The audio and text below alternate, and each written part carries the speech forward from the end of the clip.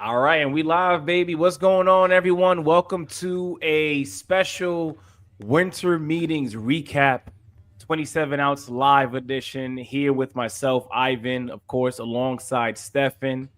And listen, man, the days came and went just like that. A lot of big deals have gone down this far, with still a lot more in store as we approach 2025. But before you take it away, Stefan, and before you decide to begin with whatever it is that you want to get into tonight, and shout out to everyone who's watching so far, but I do want to say, our apologies for not starting at 9:30. Shout out to everybody who always tunes into us, but life has been doing its thing, man. Without me getting into any details, I'm sure we could all relate to that, Stefan, you as well. Life does its thing sometimes, and sometimes you're not able to do something exactly when you had originally thought that you would be able to get to it. And tonight is a prime example of that. But I'm thankful to be here. One thing that I do want to let you know, Stefan, as well as anybody else who's watching right now, is this show is fun, right? Regardless of whatever it is that I may go through in life or in the day itself, this show is where I'm able to exhale and literally just be Ivan, And Mm-hmm. Stefan, I'm sure you feel the same exact way. But I don't want to use any much more of tonight's time. Stefan, take it away. Do whatever you want in terms of getting into something.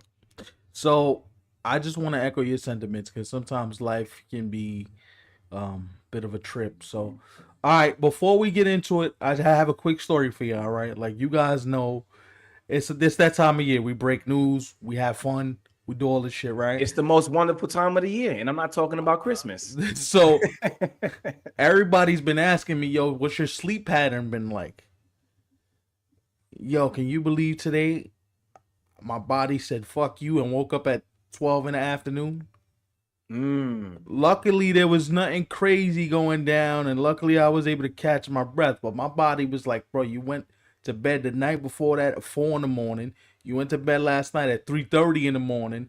Fuck you. You're sleeping for a little while. No matter what deal goes down, you'll find out about it in a few. But luckily, the deals were held off until about 2:30 this afternoon. And but let's work our way back. And the Yeah. reason why I said let's work our way back is because um Garrett Crochet was dealt today by the Chicago White Sox to the Boston Red Sox, Yeah. and the particulars of the deal are as follows as we pull up the Instagram page so you guys are able to follow along. But it feels like the winter meetings lately, the last few years, have not been as interesting as we had all hoped. And this one, this one kind of started off with a bang. Like this one, you kind of saw like, oh, Juan Soto's off the board, so maybe it's party time. Maybe we're gonna get monster deal after monster deal, and we have not gotten that. So my concern was, or my question was, is like, yo, how what's gonna happen here? Like, what are we looking at? Who's signing first? Like, so me and you, we start talking. You ask me a shit ton of questions. It's always, yo, you know something? Yo, you know something? Yo, you got something? And Or usually, or I come to you with the yo, I heard this. Could you right? confirm it? Yes or no? No, so usually that's how it is, and for the most part, I'm pretty good at confirming. I'm pretty good at confirming. I'm pretty good at telling you That's right. what's going on.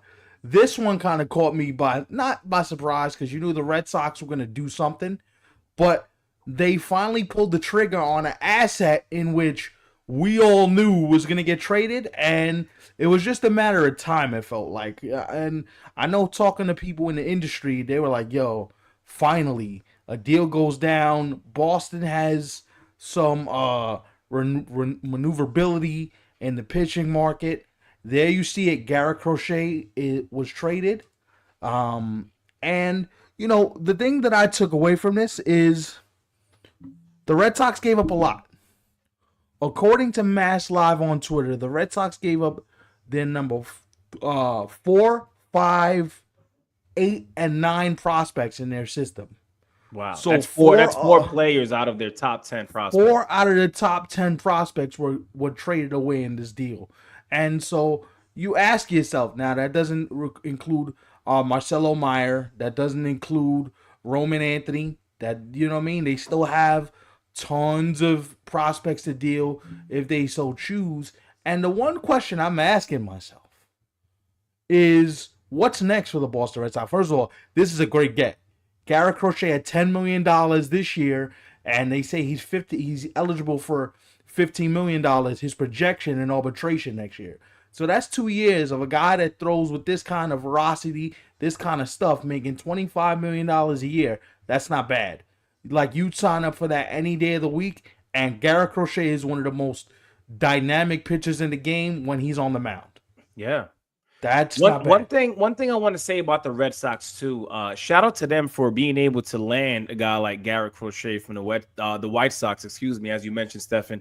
Mm-hmm. But listen, we're also talking about a team who, they also missed out on a guy like Juan Soto. But this is another team who they played it very close themselves. Yeah. Like, the Red Sox weren't a team who were here today and gone tomorrow in the Juan Soto sweepstakes. No. Now, while it ultimately came down to the Mets and the Yankees at the end of the day, the Red Sox have made it very clear that they're going to be aggressive this offseason. And it's been quite some time since we've been able to sit here and say that the Red Sox are going to be aggressive in terms of finally spending money in the offseason. But what a way to start. It's not a signing, but certainly a trade, at least that I would say, is something that could benefit them. It shows that they're serious, not only about this offseason, but, finally being able to call themselves a team that is more than just relevant in the American League, Well, they had to do something. You got Rafael Devers under contract for another 9 years. You have plenty of money. Your farm system is considered one of the best farm systems in baseball. At some point, you had to do something, right? There had to be like this, all right, when are we going to be the Red Sox again? It was cool being the little engine that could, but when are we going to give Alex Cora some real talent? And when you acquire Garrett Crochet, that puts the league on notice. We're ready to go now. We're ready to move now. This is a chance for us to make a move. And I wonder if Corbin Burnes is next. Now, that may sound like a lot, but when you go get a Garrett Crochet, you don't want to stop there, especially because Boston fans are not patient. They're not going to say, oh, Garrett Crochet is a nice gift under the offseason tree, and then we're going to stop there. Like, they have a chance to have one of the most dynamic rotations in baseball. When you look at this, they have a chance to do what the Baltimore Orioles did not do, because this is the thing. The Red Sox can't allow themselves to be the Baltimore Orioles. I'm going to explain what I mean by that. Like, you see what the Baltimore Orioles have in terms of offensive firepower. Jackson Holliday. You got a guy like Anthony Santander, who's now a free agent. You got all these guys. Gunnar Henderson. You got all these guys. Jordan Westberg. You got all these guys, Adley Rutschman, that are upper echelon offensive players, right? Like, they have a ton of talent. And the question I'm asking if I'm a Baltimore Oriole fan is, where's the pitching? Right. You brought in more offense this offseason when you acquired Tyler O'Neill, which, okay, you did what you had to do. But David Rubenstein, the owner of the Orioles, is very rich. He's a very rich man. He's a billionaire, multi-billionaire, multi-time. And I'm asking myself, what is it? Why nobody wants to take your money? Mm-hmm. Corbin Burnes. It's apparently too rich for their blood. You know the guy. You had the guy. Buy stuff. He's the best pitcher in this market. Why aren't you all over him? And, one other thing that I do want to say, Stefan, too, is with a team who we know that could finally put themselves in a position to spend a little more than they have in who knows how many years now. Right. I haven't really heard the Orioles, or at least much out of their camp ever since they acquired Tyler O'Neill. Well, this is the thing, right? Like, they seem to be really focused on relief pitching, which is fine if that's how you choose to go about allocating your resources. But what the Red Sox did today was they got a jump on you. Because the Orioles could have easily put a package together where Garrett Crochet could have been wearing an Orioles uniform. You could have put a package together and said to yourself, you know what, he ain't going to Boston. Forget that. Because now he goes to Boston. Now you're putting him with Brian Bale. Now if they could get Burns, you got Burns, Bale, and Crochet. That's not a fun top three you want to go into Fenway Park and have to deal with on a 3-game series with whoever comes in. That's not fun. I don't want nothing to do with that. Right? So the thing I'm asking myself is, Baltimore, where are you in this rat race? Where are you in this arms race? Max Fried, who we're going to get to in a minute, is going to be wearing a Yankee uniform. My God, what a pivot by Brian Cashman. I literally want to like get up and like hug that man. Oh my God, what a pivot. By the way, speaking of Yankee uniforms, I did already see one comment. So I want to acknowledge that quickly without showing it, because you know who you are. Stefan also knows who you are, and that's all that matters. But I hope you guys are happy that I'm finally, wearing a Yankee uniform, because it seems like when I don't have Yankee gear on, we got people calling us out on YouTube. We got people calling us out on IG. But listen, at the end of the day, we appreciate whoever watches. Definitely, for sure. So yeah. But like the Red Sox, you can't stop here though. Like, I would like to see them augment this offense a little more. Can I ask you a question? We've heard the Yankees connected to Kyle Tucker, the Astros right fielder. We've heard the Chicago Cubs connected to Kyle Tucker. And the Cubs I don't get, but we'll get to them in a second. I agree. We've heard the Giants connected to Kyle Tucker, which I get. The Giants have also been connected to Corbin Burns. We're going to get to all of them in a second. The Phillies have been connected to Kyle Tucker, which I don't believe. Not for 1 minute. And in a way, the Phillies, now, while they, quote unquote, may be connected to Kyle Tucker, they've been fairly quiet this offseason. Yeah, and you would have thought, which is worrisome. You'd have thought they would have done something on the reliever market, because they do need relievers. They need bullpen. They know Carlos Estevez. They have some bullpen holes. You thought they would have fixed some of that by now. They've had conversations about trading Nick Castellanos, but getting back to the Red Sox though, I'm surprised the Boston Red Sox have not gone to the Houston Astros and said, "Yo, what is it going to take?" Because here's my question to you though, Stefan, and we talked about something that now in terms of Garrett Crochet being an elite household name, I should say, he's not that just yet, and he still has time to become that. But he has made himself somebody who's at least respectable in the league, especially from the left-handed side on the mound. But let me ask you this. With you going over the list of prospects that the Red Sox did actually have to give up for a guy like Garrett Crochet, can they even now look towards somebody like a guy like Kyle Tucker, who plays for the Houston Astros? Because now, while I know the Red Sox and their farm system is one of the best in the game, yes, what you gave up for Garrett Crochet is what I would think what you have included for a trade for Kyle Tucker, if you were interested. But now that you no longer have that, where do they go? Well, I guess that's a good question. And that's something that they've been asking in the industry, is like, now that you no longer have that asset, where do you go? Now I think they have to spend money. Like, you have to. See, but the thing is, to me, here's the Red Sox problem. Two of those prospects that are left in their system are left-handed hitters. You have a lot of left-handers in your lineup already. You got to get a little bit more diversified, right? But Kyle Tucker's a different case in terms of Kyle Tucker. You can put him in right field. He can play a solid right field for you, and he can be productive. The problem is the Red Sox don't have the internal pitching to put themselves in position to go get a Kyle Tucker. Because what the Astros have wanted from the beginning was, we want top flight starting pitching if we're going to give them up, right? Like, we want Not only we want young top flight starting pitching, but we want young infield help, which is All what right. they. I'm sorry to cut you off real quick, but I want to get into this because I feel like we've given the Red Sox quite a few minutes here, and I think this Kyle Tucker is something that is only going to become more of a topic as we get deeper into this offseason. Let me ask you this: in terms of Kyle Tucker, I know we just spoke about the Red Sox.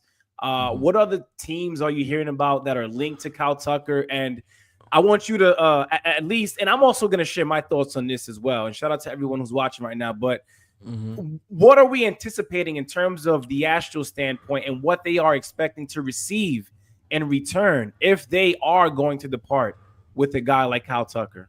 So what their asking price is a young controllable starting pitcher or two, and a major league ready infielder is what they're looking for right now. That's their asking price as of today.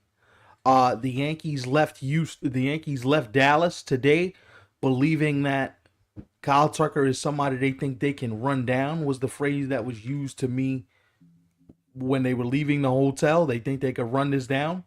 They also think they could run down Cody Bellinger. From what I'm being told, they have no qualms that they want both, and they're willing to give up whatever for both. So whatever that means, that means. The one thing is you talk to people internally, and they're in love with Cody Bellinger, and I don't blame them because Cody Bellinger is versatile. But the player with the upside that I'm ready to give $400 million to, yes, I said 400 million, is Kyle Tucker. And I would not bat an eye if I get him in my building and I say to him, yo, I know you want to hit free agency, but here's a 10-year deal for $450 million. That's $45 million a year. That puts you right in line with Soto and Otani. Do you want it? Take it or leave it. I'm not even letting him leave my building. Come Yo, correct or don't come at all, right? yo, fuck luxury tax, forget all that. The Steinbrenner's got money. If you were willing to give Juan Soto $700+ million, Mhm. go into the luxury tax. Luxury tax be damned.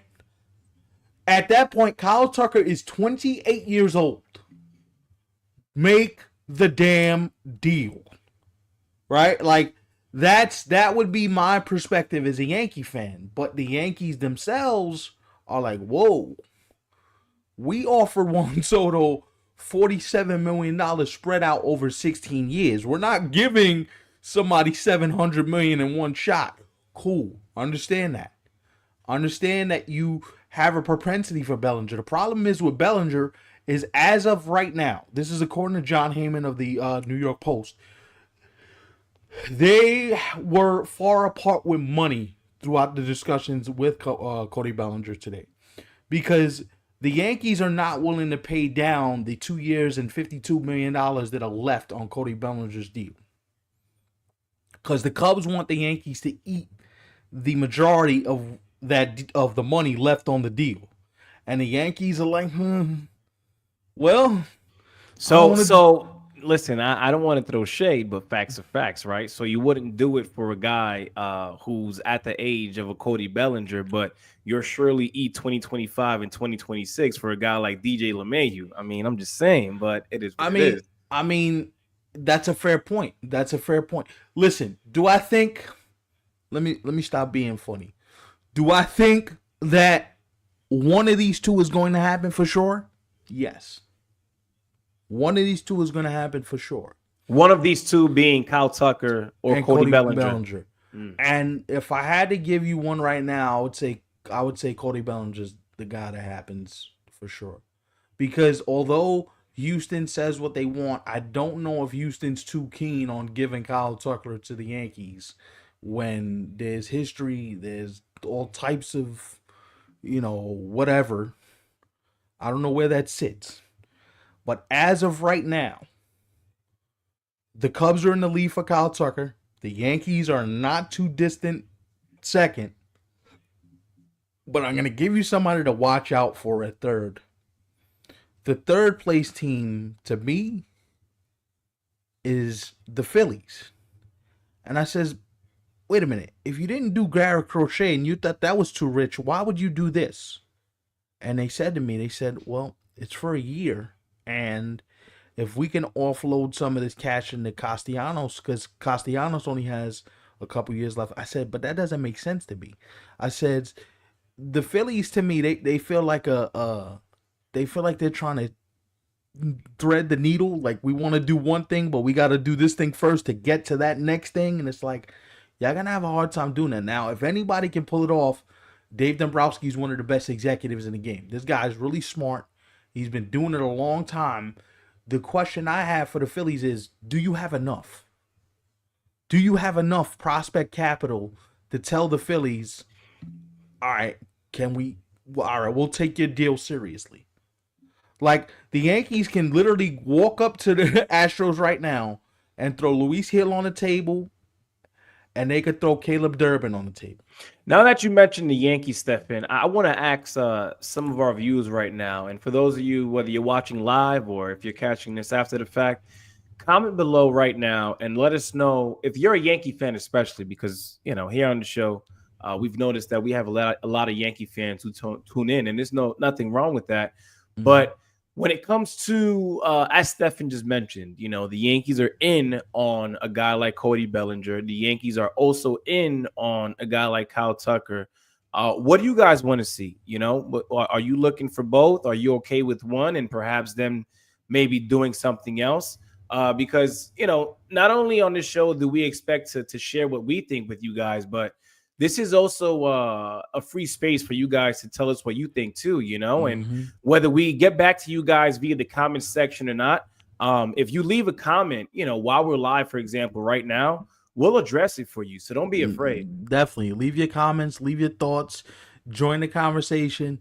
Listen, I had it put to me like this. Both of these left-handed sluggers are going to be traded. They got one going to Chicago. They got Kyle Tucker going to Chicago. And they got Cody Bellinger coming to the Yankees. That's how it was presented to me earlier today. I could be very wrong. In saying so. Oh, real quick, just go back to the Red Sox 1 second. They've had conversations with the Seattle Mariners about Luis Castillo possibly becoming a Red Sox. Luis Castillo, right. So I think they've also been linked to Teoscar Hernandez, right? Are they still in on that? Yes, or? they're okay. Linked to him. The Yankees are still linked to him to a degree. A lot of good players still left, man. It feels like the Yankees are more. They're trying to move in a different direction.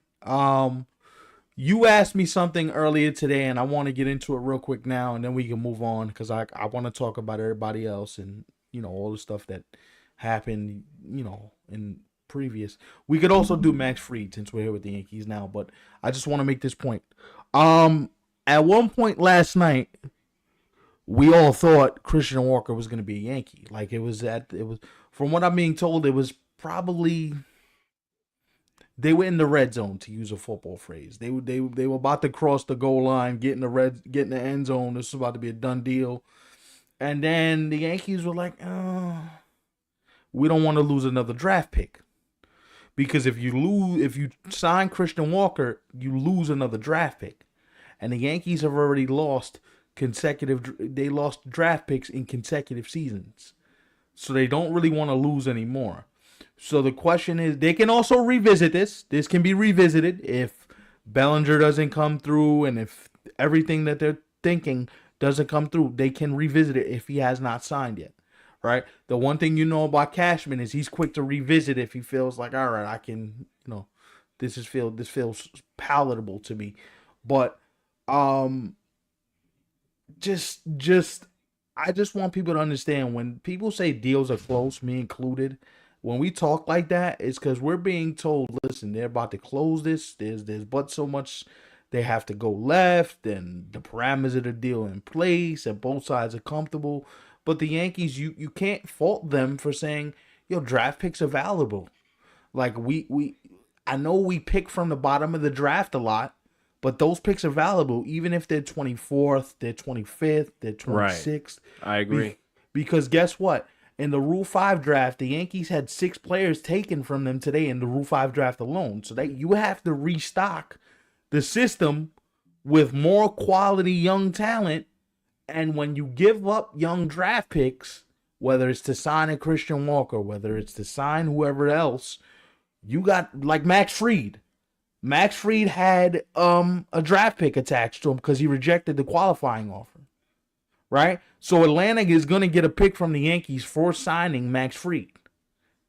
And the Yankees are like, damn, bro, I don't want to give up another one. That shit's going to hurt. Look, I mean, speaking of Max Fried, though, I think when you consider the amount of years that the Yankees offered, especially the money as well, what was it? 218 for 8 years? It was 218 for 8 years. It's $27 million. Right. So $27 million annually. Now, while I know it's something that a team like the Yankees and any other team who is always in contention, it has always, they always have to deal with that, right? That's my point. When you go as far as the Yankees did in terms of the amount of years for a guy like Max Fried, who is, I think, about to turn 31 if he's not already. Yes, he's about to turn 31. And then at the price of $218 million, I mean, that you're committed. You're pretty committed. And you're basically saying that you're okay with giving up on that draft pick. Well, you have no other choice because look at where you are. First of all, forget about the Yankees for a second. Look where the market for starting pitching is. Nathan Eovaldi got 3 years and $75 million from the Texas Rangers. Right. Nathan Eovaldi, no disrespect to Nathan Eovaldi. Please don't take it as I'm crapping on Nathan Eovaldi because I'm not. But 3 years at $75 million, that's $25 million a year for a guy who is in his mid to late 30s. Yeah, he'll be 35 years old next year. That's a tough sell. That's a tough sell to give a guy that much money at that age. That's tough. Like, I don't know if, I would be doing that. Now, his stuff still plays. He still gets up in the, mid to high 90s with his fastball, and he's still a very effective pitcher, but that's a lot of money. That's a lot of money. And here's the thing. If he got $75 million and Luis Severino got $22 million or whatever he got, and Max Fried got $27 million, what is Corbin Burns going to get? You can make the argument the Yankees got him at a bargain for $27 million because, I'm going to tell you something right now. He had better offers? I don't know if he had better offers, but $27 million for a guy of his caliber that throws the amount of innings he throws and is left-handed and gets you innings, you got him at you got him at a decent price. I think that should be their number 2 now. No disrespect to Carlos Rodon, who had a respectable bounce back season. He had a very good year. Yeah, had some interesting starts in the postseason as well. He had a very good year. I mean, the numbers don't lie, right? And I don't want to be all analytical here on the show, but I think you have a rotation where it's Gerrit Cole, Max Fried, and now Carlos Rodon now becomes your number 3, which is solid. Yeah. I think that's it. But just to say, like, if you think this is an overreaction by the Yankees, go to bed. Go to bed. I don't want to hear none. Oh, this is a real reaction for them to losing Soto. Stop. He's one of the best pitchers in the game. Do you know what that staff now looks like if everybody's healthy? That's one of the best staffs. That might be the best staff in the American League. We can argue it if you want. Very possible. And if it's not, who's better? Not baseball, the American League. Because I still think the best staff in baseball, to me, is a toss-up now between, I think San Francisco. If San Francisco gets Corbin Burns with Logan Webb, Corbin Burns, Robbie Ray, that's that. That's a pretty good 1, 2, 3. Honestly, man, like, if the Giants actually finish this offseason wrong and the Giants already knowing that they have signed a guy like Willy Adames to a deal, listen, it wouldn't be surprising to me if we go into 2025 and a team like the Giants is literally knocking on the doors of San Diego Padres and the LA Dodgers. Yeah, Like, I for mean, real. listen, you get Corbin Burns, you walking in there with a three-headed monster. That's not a fun three-headed monster to deal with. Corbin Burns is filthy. I don't want to hear that the strikeout rate is down. I don't want to hear. Stop that, please. Go away.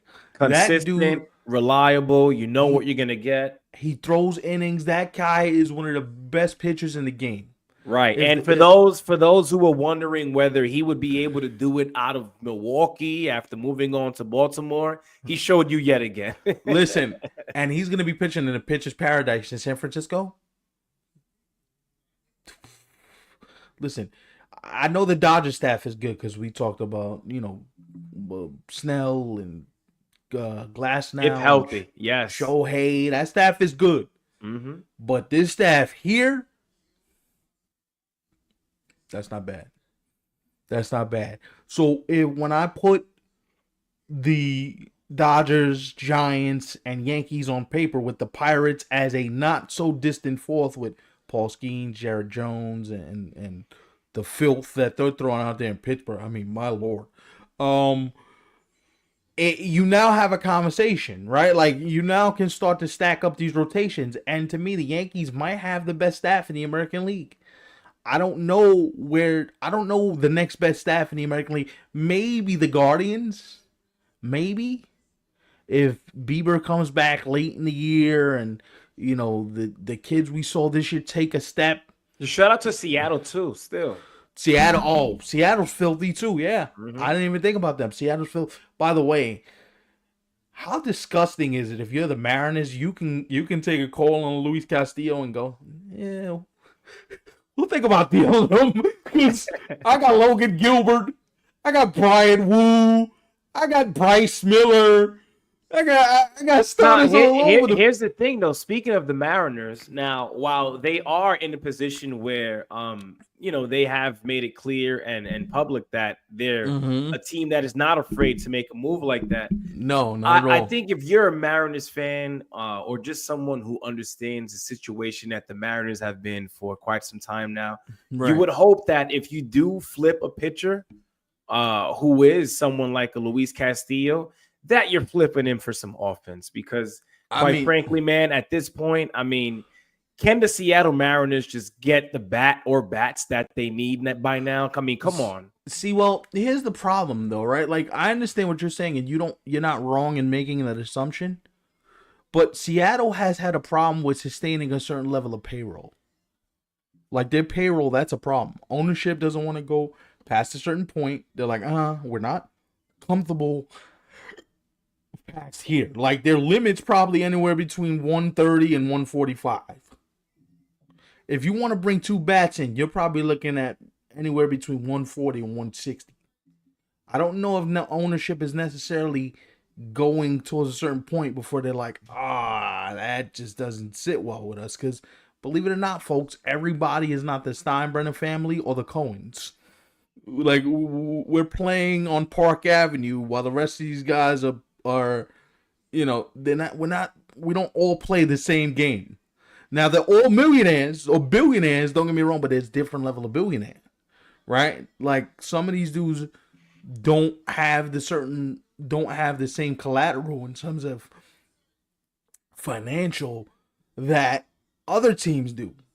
That being said, if you're the Mariners, you got 4 quality starting pitches, I got news for you. You better off trading 2 of them, hoping one of them works out because one of them's going to get hurt. Why does this sound familiar to me? Because this is the same thing that the 2015 Mets could have done that I was yelling about when everybody looked at me like I was stark raving crazy. Right. Mariners, you have a chance to reset yourselves. You have a chance to reset yourself. You have a chance to do something right now that could change your future. Listen, Brian Wu, if he's already showing you he's had injury problems. Logan Gilbert, hell of a pitcher. Probably going to want more money than you can spend at some point. Bryce Miller, same thing. Very expensive dude, right? You're talking about Luis Castillo, you already got locked up. He got 4 years, $68 million left on his deal. Like, these guys are making real money. Wow, right? that's fairly cheap for a guy like him, man. No, that's fairly cheap because he signed. I believe he signed a 1 year deal for about $133 million. The number as of right now, I believe, is 4 years, $68 million. Hmm. So if that number is correct, that's like middle of the road for a guy that throws as hard as he does. For a guy that is dynamic as he is, that's not bad. Like I'd love to see that if that were if somebody were to snatch him up. The other thing I want to say too is like I love when but the Blue Jays were in it towards the end, and Texas was in it towards the end, and this one is in it towards the end. Don't nobody care who was in it towards the end. If you didn't get it, why torture your fans that way? Oh, we were in it to the final seconds. I don't care. You didn't get the player. Why torture me like this? Why put me in a position like, damn, yo, we could have gotten player X. We couldn't have gotten player Y. Like, I don't care about being in it. If I can't close the deal, what sense does it make? Hmm. Speaking of closing deals, I didn't know the show was going to be about the Guardians, but I have to rant about the Cleveland Guardians for about 2 seconds. As a matter of fact, give me your piece on everything I just said before I rant, because I want your thoughts on all this. Like, No, so in the case of the Mariners and Luis Castillo, I just wanted to clarify. Luis Castillo and the deal that he agreed to with the Seattle Mariners, it was 5 years for $108 million 2 years ago. So we're looking at what, maybe 3 years left on the deal. 3 years. So it's 3 Yeah, if we're years not at like, mistaken, right? okay. So I No, know but it's you were pretty spot on. You weren't far at all. But I do agree with you, right? I mean, nowadays there's really no point in having a solid 1, 2, 3, 4, and 5. I if think you we've gotten to a point where you figure out 1, 2, and 3, and 4 and 5. You just kind of like just rock out with whatever they have, especially if you have a respectable bullpen, which a lot of teams are big on having nowadays. In Mhm, addition to having a nice lineup and a nice rotation. But mhm. yeah, no, I'm ready to move on, man. Because listen, we're wrapping up not just the winter meetings recap, but this is also what we're looking at ahead in January, in February, before the spring training begins. Right. So here's the thing. Cleveland.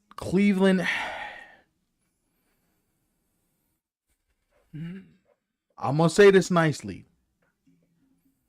Cleveland's trying to shop at the thrift store and wondering why every time they buy a shirt, the shit don't fit them.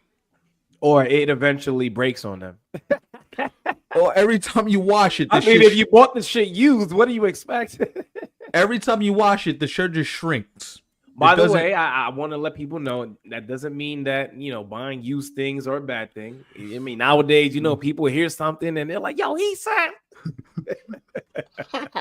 Don't run with it.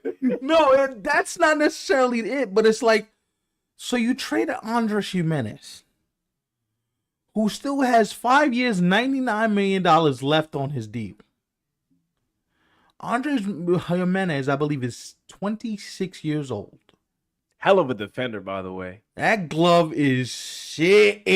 I believe there was a play that he made in the postseason where I think it was Jazz Chisholm who hit a ground ball that was literally almost a behind base hit. him. It was When behind you him. look at where Andres Jimenez was at in terms of fielding that ball, that guy is and could you unbelievable. believe he still got Jazz Chisholm, who is a guy who, listen, he may not be the fastest guy in the league, but he's known for being someone who will steal a bag. And he got him out at first base. That's crazy. And here's the thing: he got him by the seat of his pants. Like it wasn't a hell of a throw. He just hit that. He just put it on target, and he got him. The question I'm asking myself is like, okay, so Andres Jimenez is gonna get traded. He got traded to Toronto, and Toronto turns around, and I'm like, okay, Toronto's interesting. That's an interesting get for them because now, Bo Bichette, you take the pressure you could take the pressure off of Bo, and you put Jimenez at second, and it looks a certain type of way. And I'm like, okay, that makes sense. For the Guardians, why did you do this? What was the purpose of this? And the one thing I kept hearing today from people in the industry is they're trying to save money. Hmm. Sounds like that. Okay. So I'm going to say this in a monotone way because I don't want to be confused with a Stephen A. Smith, even though we share the same name, but his name is Stephen. My name is Stefan. And I want to do this without yelling because I'm very perturbed. Ivan, I'm going to ask you a very important question, and I need you to try and answer it the best way you can. If you are Jose Ramirez right now, you just seen Andres Jimenez be traded for someone who you ended up rerouting and sending to Pittsburgh. Who just got there just a couple of years ago, by the way. Right. Who was into the Francisco Lindor deal, Mm-hmm. who was no longer there. But I digress. If you're Jose Ramirez right now and you see the reports of them, taking calls on Josh Naylor, who's scheduled to make $13 million, and you see them taking calls on Elaine Thomas, who they just acquired from the Nationals, and you see them trade Andres Jimenez, who's making $99 million over the next 5 years. How do you stomach this if you're Jose Ramirez, and how do you stomach this if you're a fan of the Cleveland Guardians? And I'm being serious. Because if I'm a fan of the Cleveland Guardians right now, I'm throwing up my hands and I'm asking myself, what the hell are we doing here? What the hell are we doing here? But I'm asking this from this perspective. If you're Jose Ramirez, when do you knock on one of the Dolan's door? By the way, they're owned by the Dolans, not the same Dolan that owns the Knicks. It's a different family. But what are you doing right now, bro? If I'm Jose Ramirez, who was there during the years of Francisco Lindor being a member of the Cleveland Guardians and post the days of Lindor becoming a Met and no longer being a Cleveland Guardian, call me crazy, but if I am, first of all, I want to make this very clear, and I know a lot of people say this, but I want you guys to know that here on 27 Outs, both Stefan and I, we very highly believe that not only is a player such as Jose Ramirez underrated, but he is, I would say, highly unpaid. I mean, you want to talk about a guy who is not earning what he should be earning, especially with the amount of money and the amount of years that a lot of these players are signing for being able to put up, the same exact type of numbers that Ramirez is capable of have been putting up, not just now. This is not, again, as I mentioned, he's been doing this since he was alongside Francisco Lindor. But again, call me crazy, but if I were him, I would rock out, with the first couple of months of 2025 just to kind of see where the Guardians at, not just in the American League, but specifically in the AL Central. And if I were him, I would get to a point where I would say, listen, we're either in it, seriously in it, or we're out. And what I mean by out is I want out of Cleveland. Yeah, for sure. Because, I mean, now a lot of players are okay with just remaining with one team and just rotting there. No shade to a guy like a Mike Trout. But I don't think Jose Ramirez deserves that, man. No. Jose Ramirez, he has always looked like a winner. He's a guy who has always been consistent, never dipped, and still to this day, it's a shame for as good as he has been. He has never gotten the respect that he deserves. So I think it's about time that he puts his foot down if the Guardians are not where they should be in 2025. And make the decision for himself. Listen, you guys aren't where I thought we would be at by now, especially me being somebody who has been here for as long as I have been, and I want out. So the hard part is like you see everybody around you being traded other than you, and it's like, why am I stuck here? Now the contract is reasonable because he signed for 7 years at $100 million a couple years ago. Which, just to make it very clear, benefits the Guardians and not Jose Ramirez himself. Right. So, and mind you, that's how you know Jose Ramirez is a loyal dude, because I don't know who signs that contract. I think him, Ronald Acuna, and Ozzy Albies have the 3 worst contracts in all of baseball. Mm-hmm. I agree. I think those are the 3 worst contracts in the sport. Now we can argue about where does, because there's been some other ones that are bad, but Ronald Acuna, Ozzy Albies, and Jose Ramirez have the 3 worst contracts in all of baseball, and I don't think it's particularly close. There's still some bad ones like the Jackson Chourio contract. That's gonna age very well for the Brewers and very badly for him because it's 11 years, 182, I think the number was, and I'm like, Yeah. if you would have waited, bro, you probably would have gotten. And he had himself a hell of a rookie season. Oh He my was God, and a rookie of the year finalist, I believe. Yeah, so it's like if you're Jose Ramirez, you're looking at the Guardians going, yo, what is it gonna take for you guys to either trade me or for there to be some type of reconciliation where we can figure out what does it look like if I'm continuing to be here. You have to spend some sort of money. You can't keep cutting corners like this, and you just feel bad for a play like that because to me this is very reminiscent of King Felix in Seattle. Like Yes. you wasted my whole career, and it's like I was performing at an elite level for the majority of the time that you guys just sat here and did nothing. That's a good And point. now that I'm on the back nine, now you want to try and do, and it's like that sucks.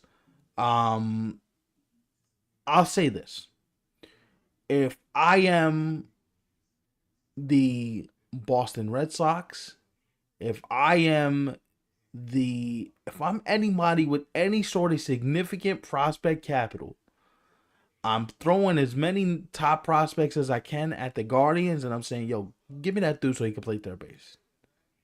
Give me the dude. Like, what are you doing? Like, you're letting that rot away.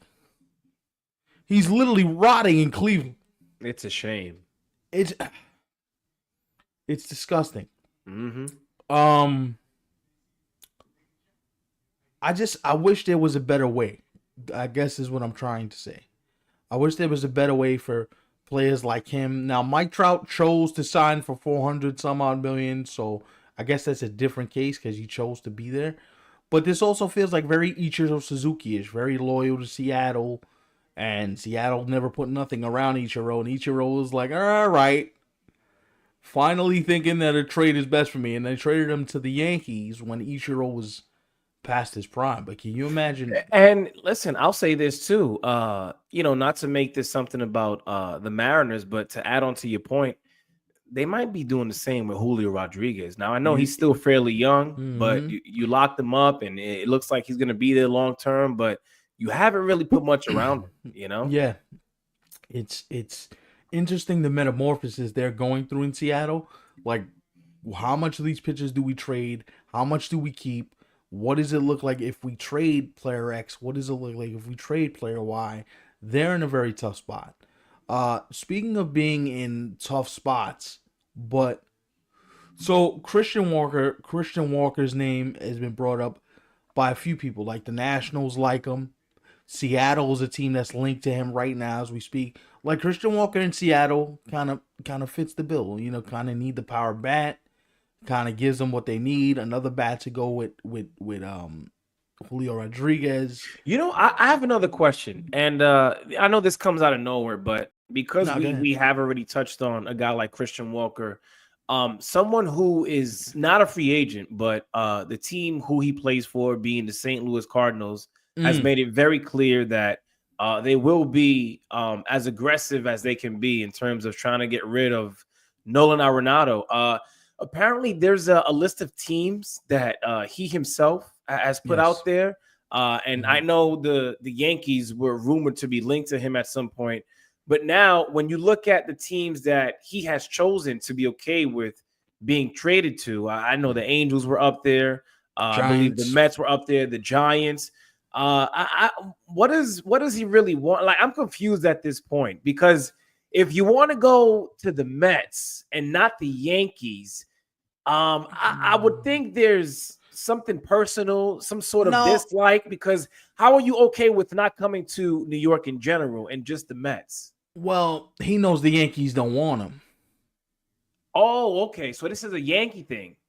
I think it's a kind of a both thing. I think if you don't want me, I'm not gonna waive the no trade to come to you if you don't really want me, and you don't seem too keen on the idea of adding me, right? Like Nolan is 33 years old.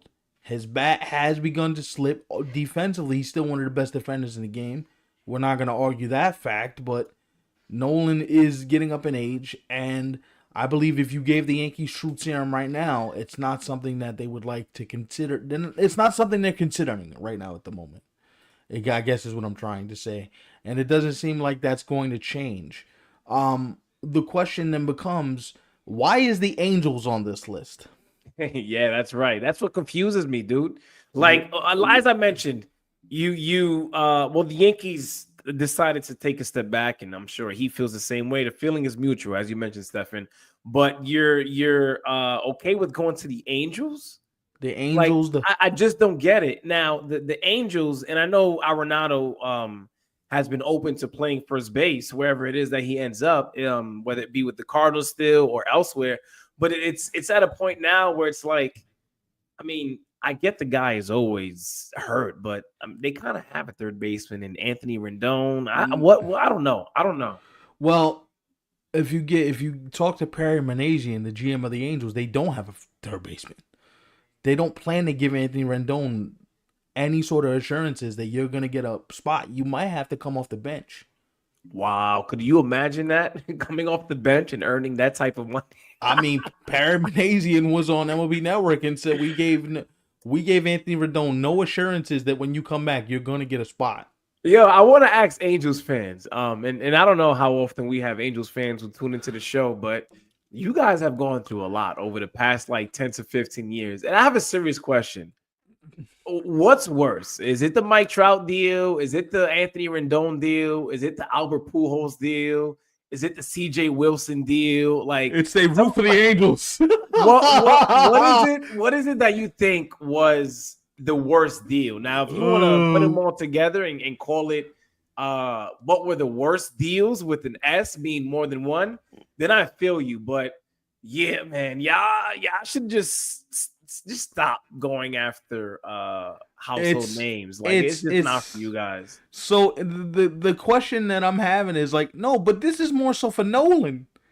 Like, you see what the hell's going on there in terms of injuries. They can't keep people healthy. You've already had back issues. You've had all types of issues. If you want to get out of St. Louis, Anaheim's not the place to go.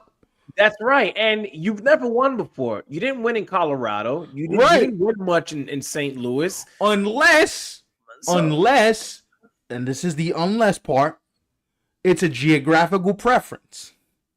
Because you are from Southern California. It's a West Coast thing? It could be. The Dodgers already said now we're good on that. The Padres, why would the Padres do that when Manny's playing third unless you want to play first? And they don't seem too inclined to do that. By the way, the Padres kind of shook up the winning meetings because I heard some shit today. They shook up? What do you mean by that? They shook up the winning meetings about what I'm about to tell you. Dylan Cease is on the table for somebody if you come correct. Dylan Cease? Wow. Dylan Cease is on the table. He had himself a good season last year. Dylan Cease is on the table, and two or three of their stars are on the table if you come correct. Interesting. So, AJ Preller doing what AJ Preller does, just dropping a bomb on everybody before they fucking leave the hotel. Like, AJ, you couldn't say this like 2 days ago. Like, you couldn't give me warning. Like, so it literally came out today that they're taking calls on Dylan Cease. Like, they're seeing where the interest is. Doesn't mean they want to trade him, but if a certain number comes, that they get what they're looking for, they might. And one thing that you have made clear on tonight's show, Stefan, is whether something happens during the offseason or not, this is something that two teams could revisit at some point during the regular season as well. So remember, I'm going to just say this for the record, right? If you don't remember nothing else from tonight's show, and I hope you remember it all, remember this. Deals that haven't happened yet are deals that are meant to be revisited. Just because it doesn't happen in the moment, and we're like, is it going to happen? Is it going to happen? Is it going to happen? Is it going to happen? Doesn't mean that it's not going to happen in the future. And I'm going to tell you something right now. You know where Dylan Cease would be a perfect fit because they have the assets to do it if they want to? The New York Mets. Oh, yeah. Dylan Cease and Fernando Tatis Jr. can be New York Mets if both sides are serious about working something out. Tatis Jr. included? They're looking to get rid of a few of their stars, and he's one of them. Damn, Rome. Talk about blockbuster. I mean, you might need another word to define a deal like that. Holy shit. Can you imagine that on the front page of a newspaper? Holy shit. New York Mets and Padres agreed to a deal. Nah, nowadays, nah. But I wouldn't be surprised if that was like the headline of a front page back in the day, like in the freaking 80s or 90s or some shit. No, but it's like, yo, that is so typical AJ Preller, bro. He wakes up today like, yo, let's play MLB The Show, literally, and like fucking trade everything. By the way, he is a dude that I'm sitting there looking at going, you're going to do something crazy before we get to spring training. This is why I'm not going to be shocked if Dylan Cease ends up in one of three places. The Mets, Toronto, and Boston. Those are my three places for Dylan Cease. Because it just feels like AJ Preller is at the point right now where if I can do something significant, I'm going to. I'm not saying he does this right now at this moment, but also remember this. They want Roki Sasaki. So you got to trade one piece off to bring one piece in. One piece is less expensive than the other piece. So let me float out the name Dylan Cease, who had a good year, who I could get something for so I can sign Roki Sasaki. Because we don't want him going to the Dodgers. You see how AJ Preller plays 3D chess and the rest of us are playing fucking checkers looking like, what the hell is, what the hell is he doing? Like, he's next level, deep thinking, playing fucking, you know, he's on a separate stratosphere than the rest of it. It's incredible the way this guy thinks. And so they're surprising to me. I would not be surprised if this is the other thing that caught me by surprise today, man. Privately, not very loud, but privately, you're hearing conversations that not only Devin Williams is available for the Brewers, but Freddie Peralta also could be available if the price is right. Now, again, these are very quiet conversations. It's almost like, okay, if we can. I haven't heard that one yet. The Devin Williams, I've heard now for a few days, but you know what I'm saying? The Milwaukee being okay with letting go of Freddie Peralta for the right pieces. That's interesting. That's interesting to me, right? Like, so you have a bunch of teams just playing in this if we could get it to work pool. You know what I'm saying? Like the Josh Naylor, like we'll trade him if it's advantageous for us. Like I wonder if the Yankees strike out on Bellinger. I wonder if the Yankees strike out on I wonder if the Yankees strike out on Christian Walker. If they call the Guardians and be like, yo, what do you want for Josh Naylor? What can we give you? He's left-handed. He plays first base. He kind of fits the bill of what the Yankees might be looking for. Now, is he as athletic? No, which is why the Yankees are interested in Bellinger and Tucker, because they want somebody that can steal bases. But he's definitely somebody that can draw some interest. Speaking of a guy that's surprisingly not drawing any interest, Pete Alonso has no market. Very true. Pete Alonso's market is past hibernation. It's damn near non-existent. Seems about right for a polar bear. I would suspect, and I want your thoughts on this, but I would suspect that Cody Bellinger has to come off the board first before we hear any sort of significant movement with Pete Alonso and Christian Walker, by the way, because I think Christian Walker and Cody Bellinger are tied together. Like whoever doesn't get one is going to try to get the other, and whoever doesn't get with either end up with either one of them is probably going to end up with Pete Alonso. Like I feel like Pete Alonso has to wait for the dust to settle and see where the other two sit before his market begins to like pick up. And John Heyman wrote a post today in the New York Post. He just wrote a piece. I don't buy that there's Yankee interest in Pete Alonso. I don't buy that for 1 second. Yeah, I kind of have been hearing that for a couple of weeks where a lot of things I have said that, if the Mets end up with Juan Soto, the Yankees, and Pete Alonso seems like a great match. Mm-hmm. I agree with you, Stefan. I think, especially not only in the case of the Yankees, but any other team who is currently searching for a first baseman right now, I would certainly look towards a Cody Bellinger and a Christian Walker before I decide to sign a guy like Pete Alonso. And that's not a knock on him, right? No. He's eventually gonna get his years and his money as well. Right. But listen, it's a matter of prioritizing, right? And it just seems like he's not at the top of many teams' list this offseason. And it is also a matter of preference, right? Like you also know he's not a great fielder. He's gonna hit for some level of power, but I don't know if he does enough to where that justifies you giving him the kind of money that he may be looking for, right? Like that's the other thing, that if I'm in this free agent market, Pete Alonso's not the first guy that jumps off the screen to me. It's kind of like, listen, if I'm honest, if Vladimir Guerrero Jr. was to hit the market right now, Pete Alonso would not be signing until probably closer to spring training, because I don't think That's right.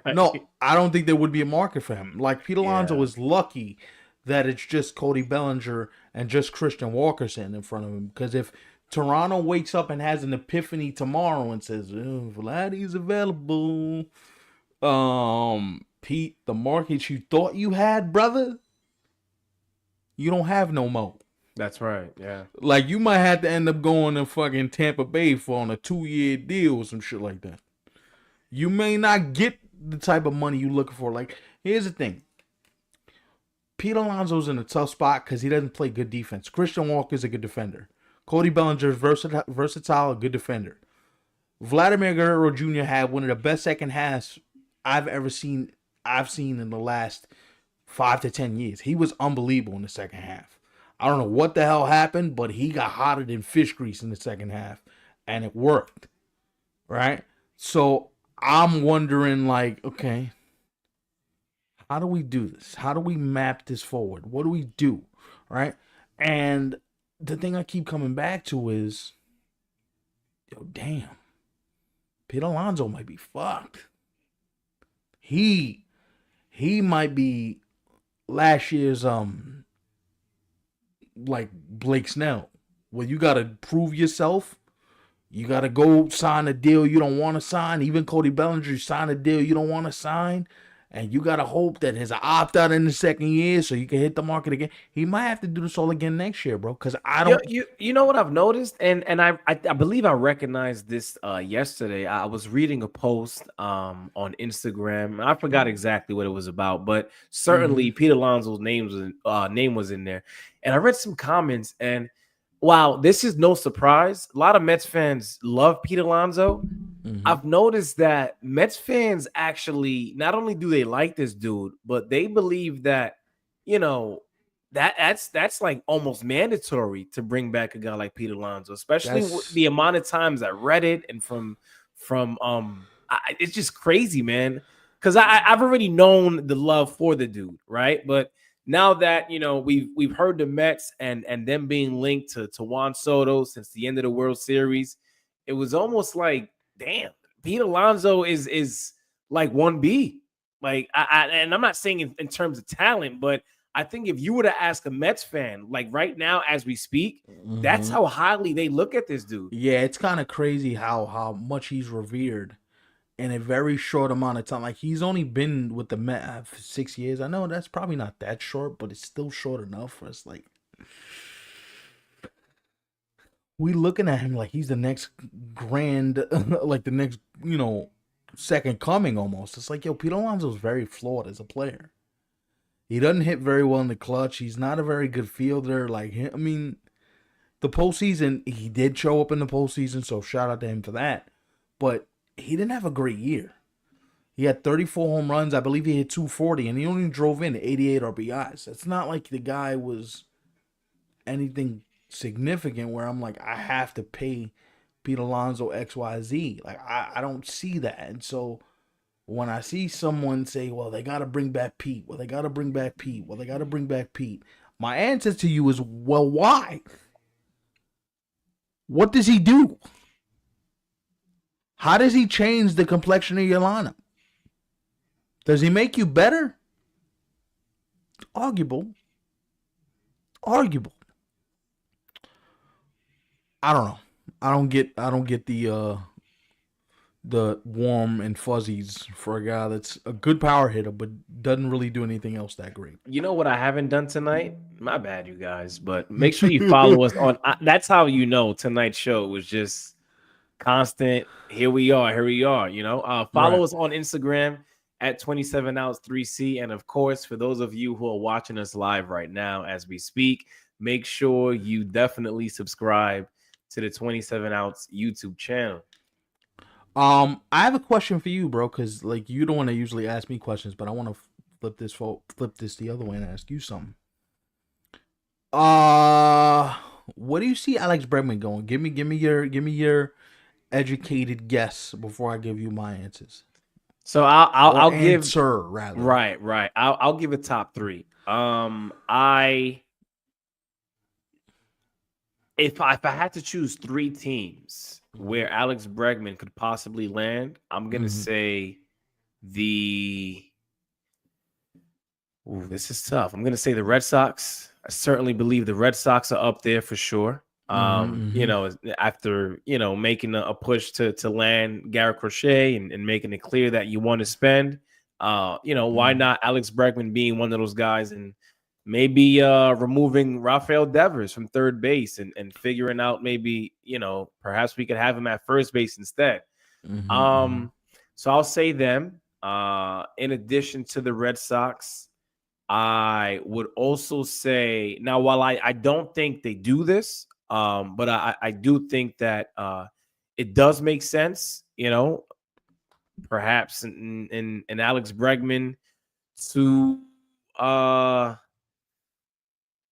the Dodgers. And I only say this for one reason and one reason only, because now you had told me previously that you had believed that Willy Adames was a guy who not only was going to end up on the West Coast, but you had told me that you thought he would end up with the Dodgers. Now, I haven't heard the two linked to each other.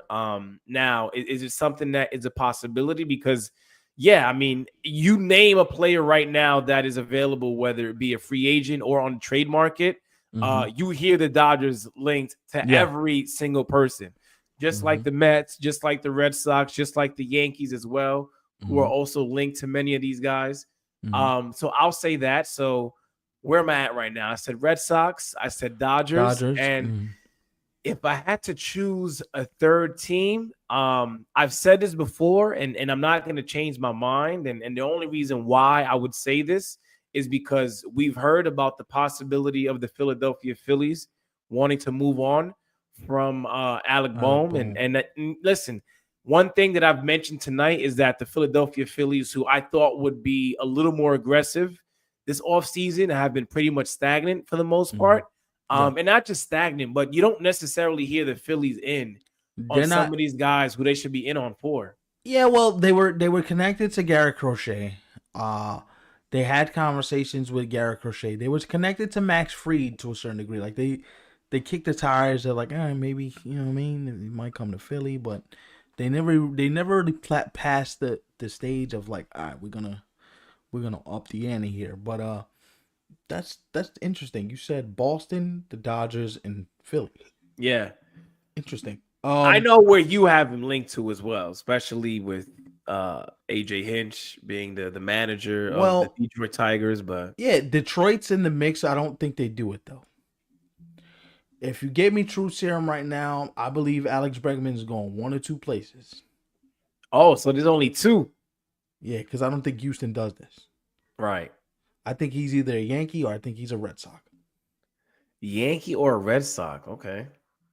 Because there was some significant buzz about Alex Bregman and the Yankees as of this afternoon. To the point where like Yankee beat writers are like, oh, there's something here.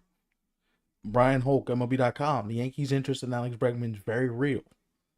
Other people connected to Bregman. Yo, he likes the idea of playing for the Yankees. So if there's a middle ground somewhere, Jazz Chisholm moving to second, Alex Bregman paying third, and either Cody Bellinger or, like I said, they can revisit the Christian Walker thing playing first. That's not a bad infield. And for some reason, I feel like this is Alex Bregman trying to push his way to the Yankees. Because he doesn't want to deal with Jim Crane playing those games of like, yo, 6 years is where I'm stopping. Fuck that. So let's piss Jim Crane off.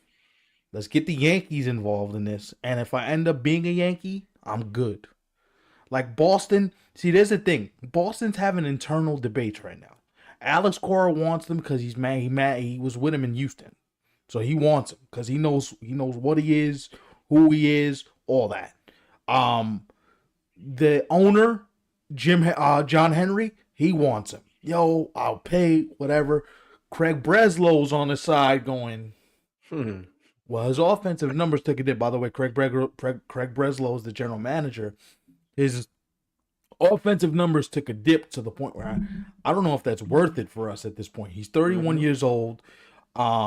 He's not the same offensive player he was a couple years ago, and I'm not really sure how his profile fits in this lineup when he's where that's another guy that's a little older and really, really expensive, and I don't know where this fits. Alex Bregman's market is also complicated by another thing, which I didn't mention yet. Carlos Correa is expected to also be someone that the Twins might be looking to trade at some point as early as this winter, even before spring training. They want to move him because they want to cut payroll. So if Carlos Correa is traded, or if he's being made available, you better hope if you're Alex Bregman that you sign somewhere before Carlos Correa hits the market. Because if he does, Carlos Correa is on a contract where it's much more affordable. He's had really big postseason moments. And if you gave all these teams true serum right now, I think most people would like the idea of Carlos Correa in their infield before Alex Bregman at this very point. Even though Alex Bregman is a great fielder, he's a solid hitter, and he's a competitor. There's some about Carlos Correa, especially in the playoffs. This dude just takes it from, he goes from like here to about here, and you're like, oh, I want that dude.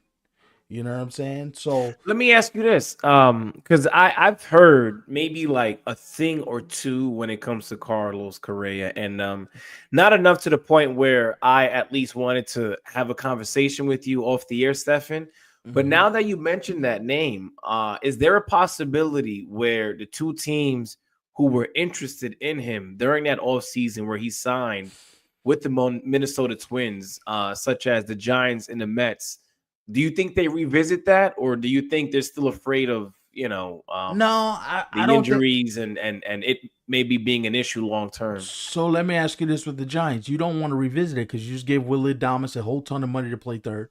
Right, which makes sense. I know, to play short, and you just signed Matt Chapman to play third. Yeah. So I don't know if you can I don't even know if you want to revisit it at You're right. Point. The one thing I will tell you is Carlos Correa to Boston makes a lot of sense. It makes a lot of sense. Because if you're going to give Bregman money, why don't you get a guy that's already signed that his contract is not all that onerous? It's a nice contract, but it's not anything where I'm like, oh God, this contract it's going to handicap me. Because I believe the first 6 years of the contract are the only years that are guaranteed. The other 4 years on the back half of it are not guaranteed because I believe he signed a 10-year deal, but it's not actually 10 years. It's more like 6 years with a bunch of non-guaranteed years in between.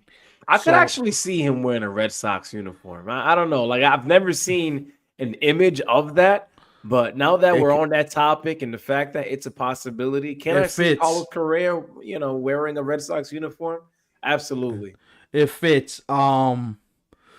It just there's a bunch. See, you see how these things are all like interconnected. Like when somebody says to me, like, how do you determine, who wants who and who wants what, and you and me talk about this stuff like off these mics, and we get into specifics, and you start asking me about how this affects this.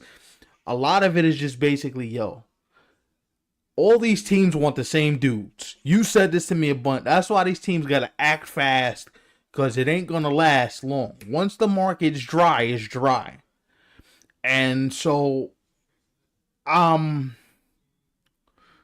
see, the thing about the Yankees is I don't think the interest is necessarily coming from the Yankee side. Now, there may be people with interest in Alex Bregman. But I think this is Scott Boras going, the Yankees are interested. The Yankees are interested. Get those bids in, because if he goes to the Yankees, he's going to kill. We put him in a lineup with Judge and Stanton, and you know what I mean? If I get Cody over there, like, he's going to rake over there. You know what I'm saying? Moving Judge back to his natural position. Like, this could be very dangerous. So if you want Alex Bregman, get your bids in, right? The thing is, Alex Bregman's not just going to go anywhere. So realistically, his market is only maybe, I want to say 3-4 teams. The Tigers, that's nice, but I don't know if the Tigers play at the end of the pool, right? That's a little bit expensive for them. The Phillies, John Middleton doesn't care about luxury tax. So I wonder if Dave Dombrowski says, let me get Alec Bohm traded first, and then we can move Alex Bregman in here to play third, which I don't hate, because Alex Bregman in that lineup will give them much needed like energy and boost and professionalism and clutchness and all that. Yeah. But the Carlos Correa thing is so interesting because it's like you got two sides of the spectrum here, right? We just finished talking about like how the Padres are looking at offshoots and pieces like Tatis and Cease. Dylan Cease, right. You know what I mean? And then you got the Twins going, yeah, well, Correa's available and this one's available, and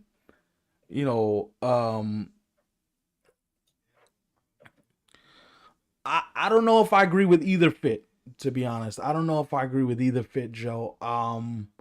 Because he says Bregman to me is a better fit than Walker. I think they're kind of the same. Wow. I know you mentioned the Padres and them listening on some of their players. It's kind of crazy. I just opened up this piece on MLB.com. They're actually listening on Luis Arraez and Xander Bogaerts as well. Yeah. Padres listening on Cease, Arraez, and Bogaerts. And you could throw Tatis in there too. So that's 4 guys. Right. Wow, man. Now, Xander Bogaerts, if I were any team, no disrespect to you, Xander. Get your money while you can, but I don't think anybody should entertain that. Stay away from that. Dylan Cease, Fernando Tatis Jr., and especially Luis Arraez, who I still can't believe is just being tossed around like a rag doll. I don't understand, dude. Like, even that. Now that I say this, and we've mentioned the Yankees quite a few times, and the fact that they're linked to Christian Walker and Cody Bellinger. How about a Luis Arraez? Like, I would take that. To play first base, that's not bad. Yeah, that's not bad. Also left-handed. Yeah. Interesting fit. Interesting little fit. I wonder if the Mets do that too. Or that as well. I wonder if the Mets do that. I wonder if that's something that the Red Sox look into. Okay. He can help somebody, man. Mm-hmm. No doubt about it. He can help somebody. And his hitting profile is so unique. it's amazing how we devalued batting average so much to the point where this guy's damn near hitting 350, and he's like, who gives a shit? I remember the days where when you would look at a player's stats, it all began with Batting average, yeah. right? And I feel like nowadays, now batting average is still a thing that exists, but we've gotten to a point now where on base percentage and slugging and OPS has taken over. Like home runs, I mean, a lot of teams still care for that because when you're willing to give a guy like Stanton the amount of money that he got, and the fact that he struggles to hit like damn near what 230, 240, like that's a problem, And then you have a guy like Pete Alonso now who he himself, and I'm sure Scott Boras believes that he should probably be getting over $200 million. And it looks like, and Stefan, you've made this clear, a lot of teams haven't really wanted to even get anything close to that for someone like him. So if he's worth $200 million, if you're telling me Pete Alonso is worth $200 million, I got news for you. There's a bridge I want to sell you. You want to buy it? I don't think he's worth that much. Now, prior to this season, was there a time when I did think that there was a possibility that he could earn that? Sure, yeah. But when you go out like that in your final season of your deal, that's a problem. Like that's and not also okay. He's not very good defensively. He's yeah, it's hard. The reason why Christian Walker is high on so many people's boards is because he's good defensively, right? Like his power was slow developing, but the one thing you knew he had from the very beginning was a very good glove.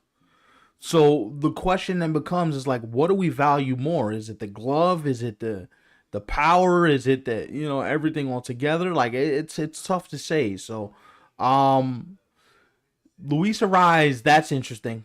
I think if they were to do that, Xander Bogaerts, nobody's taking Xander Bogaerts' contract. No. Good luck trying to trade that. Like AJ Preller's a magician, but he's not. You got to be damn near. You got to be. You and the gods got to have some level of connection to get that. San Diego's regretting that, man, and it's not that, and it's not because they just started regretting that. I'm sure they started. No, they've been that since day one of that contract. They like listen. You know why he pushed San Diego to push to that much money?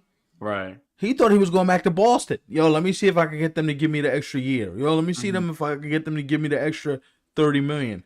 Right. He thought he was going back to Boston. Somebody has a comment. What do we think about Sox fan for life? Thank you, man. Thank you for the comment. What do we think about the Garrett Crochet trade? I think from the White Sox perspective, you're a White Sox fan? Or a Red Sox fan, because it says Sox for life, but I don't know Sox fan for life. I don't know. That's a good point. It could be either Red Sox or White Sox. Yeah, I don't know if it's a White Sox or Red Sox fan. I'm going to say Red Sox because I think there's more Red Sox fans than White Sox fans, but I mean, you never know. He could be a White Sox fan. But you know what? I'm glad you showed that, Stefan, because we've been we've been live for quite some time, and not that it's an issue. We're still here, not only for ourselves, but as well as for you guys. But let's get into some of these comments here because we do have a couple in addition to that. So we've gotten into a majority, if not everything, that we wanted to get into by this point. So let's see what they want to get into. Oh, so you're a Red Sox fan. Welcome, man. Welcome. Okay. For the Red Sox, I think you got to take the next step. I don't know if you agree with me, but this feels like they have to take the next step. Like Corbin Burns has to be the next guy. I would love for it to be, hey. I would love for it to be something that they continue to build on. Like Craig Breslow, this is his first real initial, like, we made a move. We're here to stay now. So what do you do after that? Is it Corbin Burns? Is Corbin Burns next? Do you re-sign Nick Pivetta? Like, I mean, I really want to. We got a lot of people here. All right, so we're gonna get into Not yet. Let me show this really quickly. Burns and for those of you who are watching right now, it looks like we have some new people here. And shout out to you guys for rocking with us. If you're here for the first time, thank you very much. If you've been here for a while, Again, we always appreciate it. Make sure you follow us on Instagram. And if you're new here on the channel, make sure you hit that subscribe button on the YouTube channel. Okay, so he says now I'm good with Flaherty and Bueller. Wow, okay. And then this person says I'm okay with really wait, but so you're good with Bueller and Flaherty over Corbin Burnes. Now, while I know both are gonna be far cheaper, well, I can't believe you would just say it like that. But wow, that's really how he feels though. If that's how you feel, like I'm for it. Like, hey, like do it. Hell no on Pavetta. Hell no on Pavetta. So I guess he sees no way I would trade Cease for him. So we got a little dialogue in the comments, okay? And Flaherty's a hell one-trick pony. Hell no. Yeah. I mean, I get you, right? Flaherty has been bad more in his career than he's been good. Yeah. I mean, yeah, he's a California guy. No doubt about it. He is a California guy. Hell no. I want Luis Castillo or Burnes. Hold on. I have a question. And shout out to everybody in the chat. Keep the comments coming. Yeah, so, please. Sox fan for life. We know that you're a Red Sox fan. TD, who are you a fan of? Are you also a Red Sox fan? Because is this two Red Sox fans like going head to head in the comment section? I just want to know where we're at right now. Oh, he says Corbin Burnes going to San Fran. Possible, especially when you consider the fact that the Giants are willing to spend some money. I agree. What a offseason that would be for Buster Posey, huh? Right? I got $1 million. Oh, okay. So we have two Red Sox fans here in the chat. Wow. Okay. Yo, shout out to you guys, bro. Hopefully, what I have on doesn't bother you guys, but clearly it doesn't because you guys are rocking with us right now. Listen, you know what? We love baseball. Like, he's wearing a Yankee gear because of the Max Fried stuff, but you guys are all welcome. Red Sox fans, whoever you root for, this is a safe space. We love the game equally. And since we have two Red Sox fans in the chat, let me ask you guys this question. What do you guys feel about? That's a fact right there, man. Appreciate it, brother. Know what I mean? What do you guys feel about the idea of them trading Triston Casas? Because Triston Casas at one point was one of the Red Sox top prospects. So where do you guys sit with the idea that Triston Casas could be traded? It feels like any minute now, if they get the right package, he's out the door. Good luck with Bellinger. Oh, you know what? If it works out, it works out, man. If it works out, it works out. 9 years, $270 million for Burnes. I'm not sure the Giants will pay. It might cost more than that. Yeah, he might get closer to 300. Yeah. Listen, right? You're right. Yeah. You're right. Respect it. For Luis Castillo, I'll drive him to there. Luis Castillo. I know you guys just got here a few minutes ago, but Luis Castillo was a guy who we did get into. Ooh, so he says I'd only trade Cease for Kirby, meaning George Kirby. All right, so seems like we have some internal debate, right? Like we have some internal debate, and I'm here for it. Because I wonder if these guys know each other because they came at like nearly the exact same time and they're like just going with each other, but in a respectful way. I love it. No, listen, cool. It's great content. It's really cool. By the way, do you guys know each other? Because if you do, that's really cool. And thank you for popping on. Like, thank you for being in the comments. That's like really cool. Castillo's a lot older, so I'm out. Interesting. See, so like don't you love the dichotomy of like two people that root for the same team that definitely want to do something different?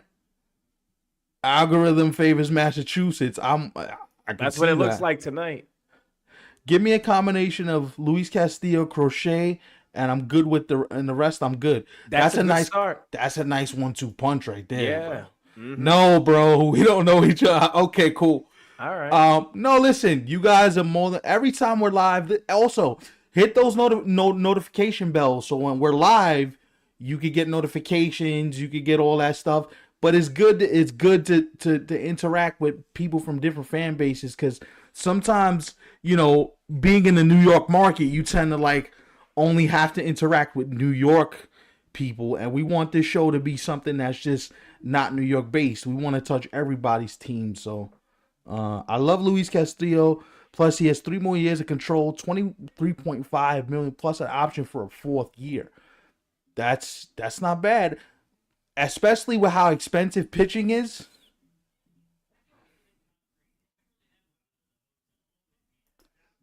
Love you guys. Love the fact that Yankee fans respect. Of Thank you. course, Appreciate that. listen, man. You know what it is? We're baseball fans first. Like he may be wearing a Yankee shirt. I may be a Yankee fan. He may be a Yankee fan. But we try to watch everybody. We try to give everybody the same amount of coverage, and it's just good to see different people from different. You know what I do want to say about the Red Sox too, and now that we have both My best friend is a TD Yankee and fan. Sox fan for life here, the one thing that Red Sox fans are showing us, and this is something that we kind of already knew behind the scenes, you guys are sick and tired of being sick and tired. It shows that with what you guys are saying here in the comment section tonight, you guys are more than ready for the Red Sox to finally do something different. They have to. And listen, I've been yelling about this on this channel for about a couple weeks now. He will tell you, like we did a video the other night. I'm like, yo, when are the Red Sox going to step up and do something? Bregman predictions. I have it between the Yankees and the Red Sox. What do you guys have? Yoshida sucks. Yoshida's a glorified single DH who has 60 million more coming. Yeah, that's tough. We're sick and tired of cheap ass Henry. Oh wow, that's a great point.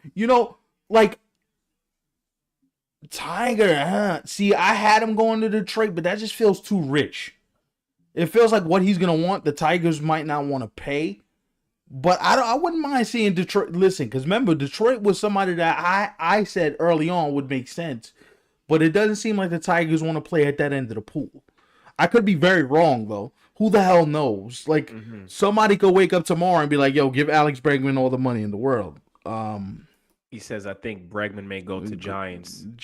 No, and we talked about this before you guys hopped on, but with them having Matt Chapman and who was just it? signing Willie Adames, Adames, it doesn't tough. seem like a possibility. I did mention that, but then Stefan gave me the reminder, and I was like, oh, you're right. He's not going there. One thing I will say is, I wonder if Alex Bregman's a fit in Toronto because they're looking to spend some money. They do need a third baseman. I wonder if Toronto's a fit for Bregman. And now they haven't been linked to him at all, but you know how it is. Usually one of these two mystery teams and all that. Yo, shout out to everybody, man. We're trying to get to all of these comments, but shout out to you guys, man. Showing a lot of love tonight. We appreciate that. Sam, the Yankees for Bregman, $200 million is rich, but a lot of people.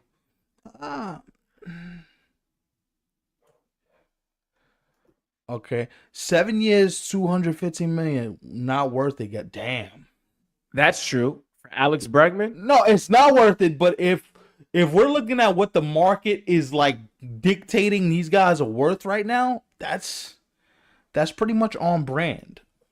Bregman to the Yankees sounds like the most likely outcome. How I feel about it though. Yo, Chad, shout out to you for being mature to be able to put those feelings aside to say something like that. Yeah, who the bleep would go to? I feel you. I feel you. But TD, like, if you've been, I'm pretty sure you sound like a pretty knowledgeable baseball fan, right? Like, Toronto's been trying to give away their money for years, going back to like Ohtani. They were interested in a couple years. They also had interest in Freddie Freeman a couple years ago because he was from Canada. Like. They're connected to every single free agent. Like they were in on Soto. Like they're trying to give their money away. So it seems like no money in the world would make me want to go to bleeping Toronto. By the way, you can curse. So if you want to say fucking Toronto, we're all for that. Yeah, you could, bro. Feel free. Is Vlad leaving next year, bro? Yes, so. He is. So. Mm-hmm. I believe he's leaving. And if I had to guess a spot where he might go, why don't your beloved Red Sox give Vladdy a shot? Put Vladdy in the middle of that lineup. Marketable. Nah. Pete is not a bargain right Bregman now is a better player. than Pete. Yes. Bregman is a better defender. Better hitter. Now, while Alex Bregman may not drive in as many RBIs and hit as many home runs, but he's certainly going to hit for a higher average. Vlad may go to the Mets, Cubs, Yankees, Sox.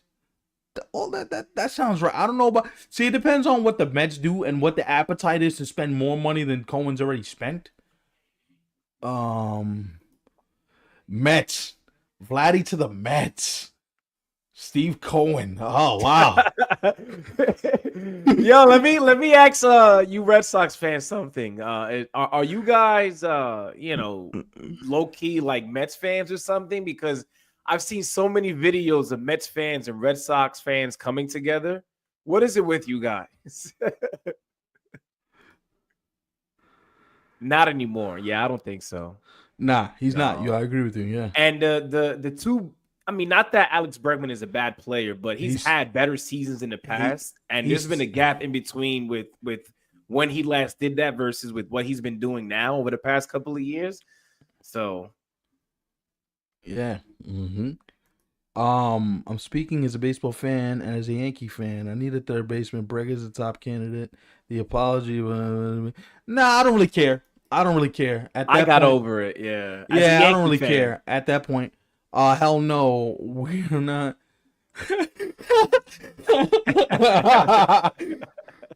Listen, man. Like, so you guys are from Boston, so I want to just ask a question of you guys. Like, what is the feeling out there right now? Like, when you found out Garrett Crochet was going to Boston, what's the initial feeling? Is it an excitement, or is it like more like a what's next type of situation? I feel like these guys, while they want to see the Red Sox become a threat in the American League, I think they also know that 2026 and 2027 seem it's like more like Arenado's a waste of money. I mean, at that point, you know what? His production's been going down, but that glove is still elite. That glove is elite. It's still elite. Now, speaking of the Yankees, help a brother out here. Max Fried. 31. Let's not give him an extra year. Nah, he's 31. I understand where you're coming from. So, if I had to guess, I like the player. I like the pitcher. The fact that he's dealt with forearm injuries the last 2 years, that's a bit of a concern for me. Obviously, like every time you hit forearm, like you flip out. Like it's like goddamn. Like what does it look like? But I don't hate the signing. I actually like it. I think that rotation right now, if all goes well and they're healthy, that's not a bad move. Now, are we gonna regret it on the back half? Yeah, but I'm not worried about the back half. I'm worried about right now. And just to add something on to what you just said, Stefan, this allows the Yankees to be able to depart from a guy like Luis Gil, Nestor Cortez, because one thing that we mentioned earlier in tonight's live was the Yankees now have a solid 1, 2, 3 in Garrett Cole, Max Fried, and Carlos Rodon. Now, whether you like it or not, that's up to you. But this allows them to have the room to be able to depart with one of those guys to acquire somebody else via trade. Yeah, definitely. You know what? That's a great point. And that's what I think that's why I think Luis Gil is the guy that's the first out the door. If I'm correct, no, he's going to be 31 at the start. He'll be 31. He's 30 years old, he's actually, 30 as now. We speak right now, yeah. Oh, he'll be 32? No. Go hit the Google. I believe I checked this already. Hit the Google just to be safe. Yeah, Max Fried is 30 years old. He'll be 31. He's going to be 31. Okay, right. Cool. I'm also hearing part of the trade was in 2 or 3. I've heard same, yes. Yeah, so I've heard same. The Crochet getting an extension. I don't know if you heard this a few months back, but Crochet did make it very clear at the deadline that if there was a team that the White Sox were going to trade him to, he made it very obvious that you better be trading me plus giving me an extension. So for sure, I'm sure he hasn't changed his mind yet. For sure. So if I had to guess, I would say it's in the range of anywhere between 220 and 250 for Garrett Crochet. At 25 years old, I think that kind of fits the bill. No, he's not 31 already. He's Not gonna be yet. 31. I think a lot of people who have put stories out about Max Fried have already anticipated that he will be 31 in 2025. I think that's the thing. No, but he's 30 now. Yeah, he is. Thoughts on Al, how he earned my respect? Yeah. When you give Soto $750 million and he says no, and then you go turn around and you give Mac Fried some money, and I don't think they're done. I think they're going to spend a considerable amount more. I love the trade, and guys, it's no, yeah, it's a good trade. And listen, if he's healthy, the stuff is dynamic. He's probably one of the best lefty pitchers in the game if he's healthy. I want to ask TD and Sox fan for life a question. So this trade for Garrett Crochet, does this remind you guys of, when the Red Sox acquired Chris Sale, or is this something that you think could be better? Let us know what you think in the comment section. Yeah, please, because I'm glad Red Sox fans joined the conversation. Yeah, man. Shout out to everybody, man. Tonight's a big night, man. We appreciate this. Make sure you follow us on Instagram at 27ounce3C. And for those of you who are watching live on YouTube, make sure you hit that subscribe button, man. We are here for you guys. So I'm just checking the email. See what we got here. Hal's a bit more calculated and strategic than his father. And yeah. Yeah. Mm-hmm. Mm-hmm. What is he saying here? Is this Yeah, I said the same thing. Exactly. I said the same thing. You're right. Sale was older, so a little bit, but not really. Okay, interesting. Okay. What was the question? So the question was, with you guys now trading for Garrett Crochet, how do you feel in terms of what the Red Sox did a while back when they traded for Chris Sale? Do you see this being something similar to that, if not better? Oh, also too, I just remembered, guys, have you guys heard? Because I have not heard this, and I'm not in Boston, obviously. What is the timeline on Lucas Giolito? When is he going to pitch this year, if at all? And do they have plans to keep him a part of, the rotation or to extend him? What does it look like for Lucas Giolito? Because I forgot he went there because he got hurt as soon as he signed the contract. That's true, yeah. That's true, right? Gio, yeah. Are you guys excited to see what that? Because I forgot about Lucas Giolito. But Lucas Giolito, if you get Burns, Crochet, and Bale, that's a nice four, bro. I think Sale was a horse before, but Crochet stuff is nasty. Yeah. So I think this is in response to what you were just asking, Stefan. We'll be back for spring training. Wow. Mm-hmm. Yo, can you imagine the big three if you get?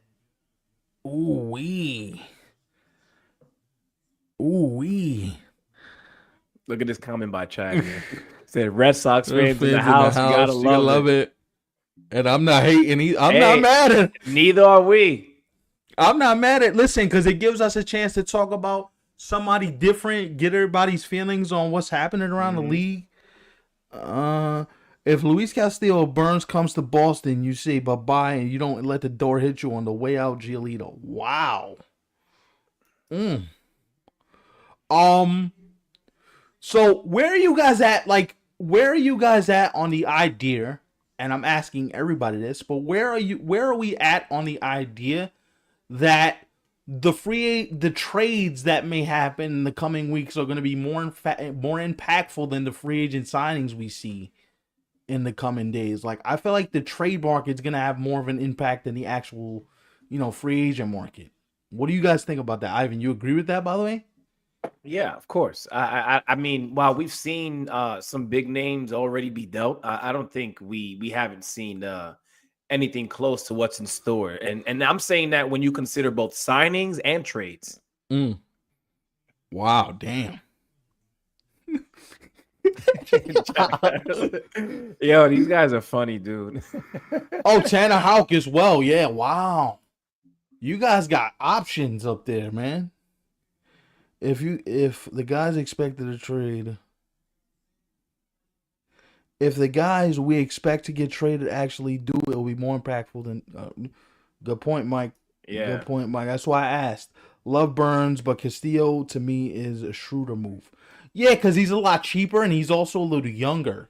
Mhm. Like, and the one thing that I'd be worried about with Burns is he hasn't really missed a ton of time with injuries, right? Yeah. Like Burns is 30 and Luis Castillo is 32. also Burns is younger. I'm sorry, my Yeah. apologies. It feels like Burns has been around longer though. No, or they've been around the same time. You see that comment?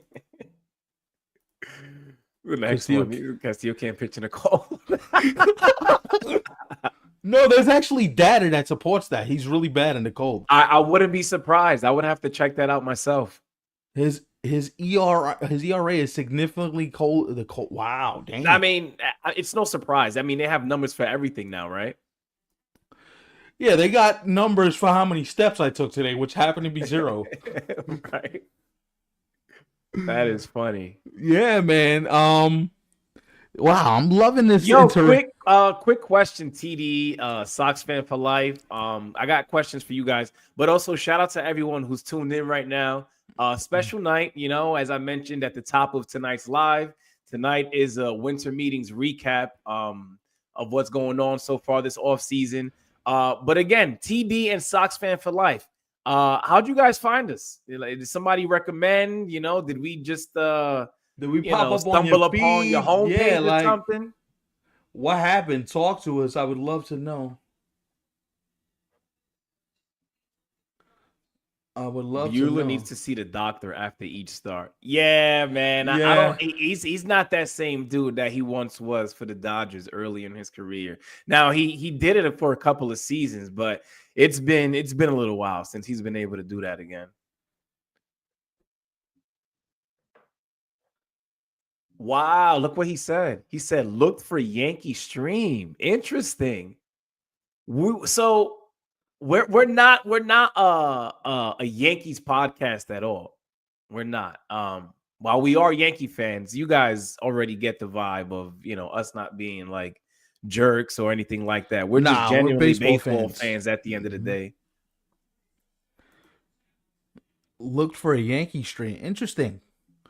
Well, we're glad you found ours because we're glad you found ours, and this is always good to. He has a 7.8 ERA when it's 40 degree when it's less than 40 degrees. Damn. He has a 109 when it's 90s plus. Holy cow! You know what it is? That's the Dominican in him, bro. It's the warm weather. I subbed, yeah, man. Yo, shout out to Sox fan for life. Hold on. We gotta give Sox fan a little bit of a coronation here. Hold on. What we got here? Let me see if I can get my stuff. Shout out to you, Sox fan for life. He on the channel.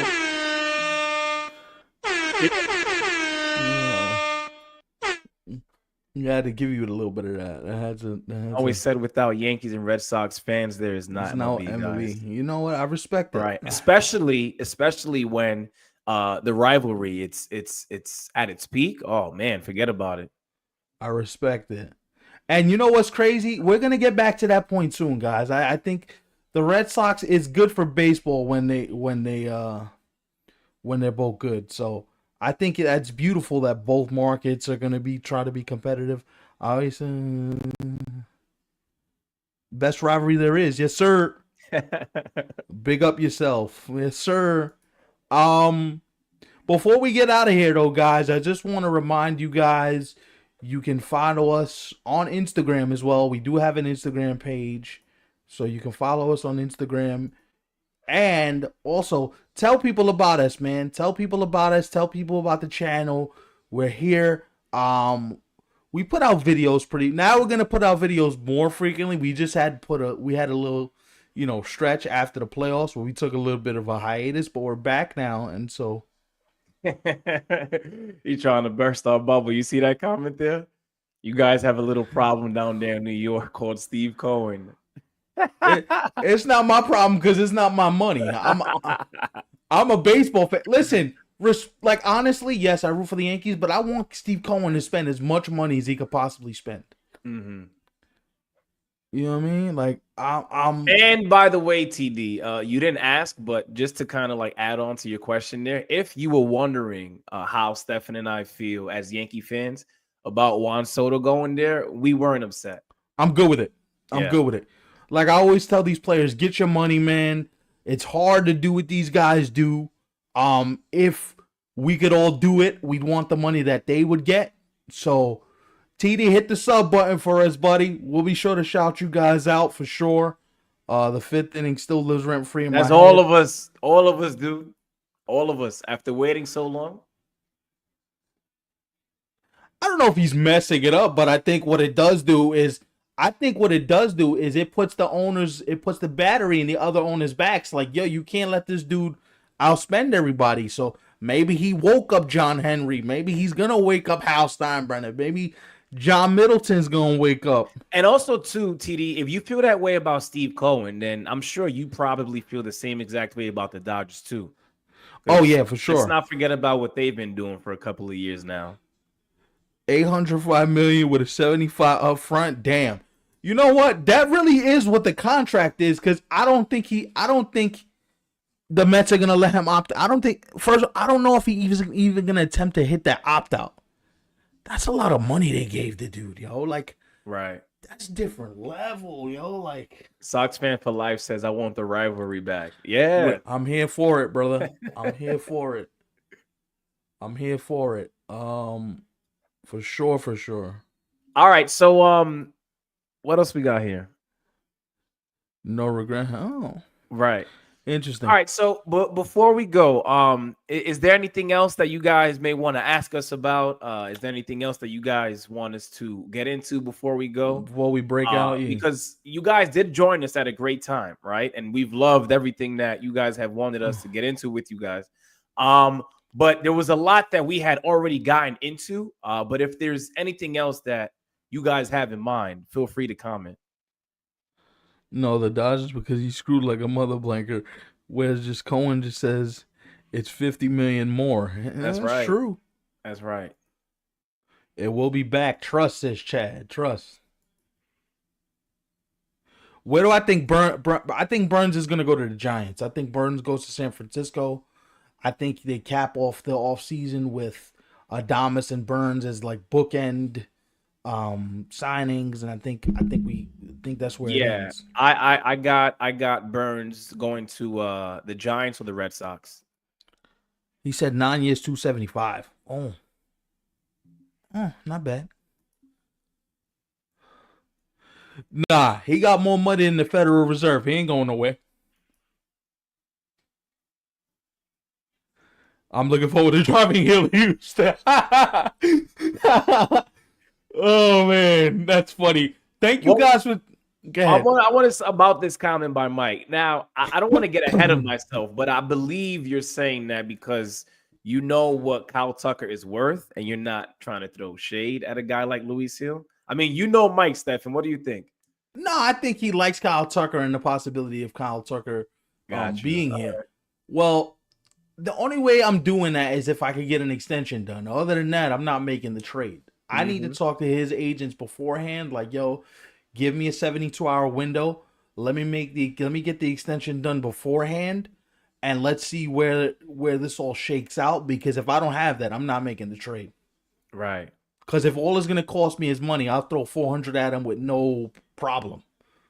You know what I'm saying? But I don't want it to cost money as well. He says we need Elon Musk to buy the Red Sox and say bleep it, 100 million. That's funny. What if the Yankees sign Burns too? Or the previous comment? No, I think them acquiring Max Fried eliminates them from the Burns sweepstakes. I think their eyes are now on getting another bat, probably. Whether it's what they might. How much do we think Kyle Tucker is going to be worth? I said anywhere between 400 and 450. I could see that. I could see him getting a Mike Trout type contract. Yeah. Mm-hmm. 650. 650. No. You see, and let me say this. I didn't want to get into Juan Soto, but Stefan, yo, TD, shout out to you, bro, because you just commented something that I want to get into, Stefan, here. This is why I said what I said. And this was prior to Juan Soto signing. I said, why are players suddenly going to believe that they are anywhere near being worth what Shohei Ohtani got last offseason and now Juan Soto this offseason? Like, nah, man, we're talking about players who are just a different breed. Nah, Juan Soto's a different dude. And I also think it was a confluence of circumstances. Like, look who was in on him. Boston, the Yankees, Toronto, the Mets, the Dodgers. Like, you had the behemoths sitting at the table going, yo, what are you worth? I don't think he gets 12 years, no. Oh, no. No, it's too late, man. I think he's about to be 34 years old. I'm gonna make a joke, guys. I'm in a wheelchair, so I'm allowed to make this joke. Before Mike Trout gets traded, I'm gonna walk. I'm gonna walk. Oh yeah, he's probably going to. He's gonna age like Stanton. Worse. Yeah. Worse. Now the good thing is he's amazing at the plate with the bat, but I don't think he gets 12 years, bro. I don't think he gets 50 million. If I had to guess, I'd say he gets anywhere between 40 to 45, not 50. Yeah. No, Kyle Tucker is 27 years old. 12 years, 39 years old. I mean, listen, Kyle Tucker's a hell of a player, but he ain't Juan Soto. This is funny.